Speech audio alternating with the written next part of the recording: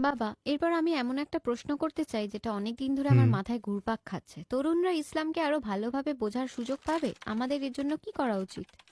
উচিত ফিলিস্তিনের ভাই বোনদের মতো ইসলামের সর্বোত্তম প্রতিনিধি হিসেবে নিজেদের গড়ে তোলো। এমনকি সবচেয়ে অবিশ্বাসী মানুষ নাস্তিকেরা ইসলাম নিয়ে ভাবছে, ইসলাম সম্পর্কে হ্যাঁ, কৌতূহলী, ইসলামকে জানতে চায়।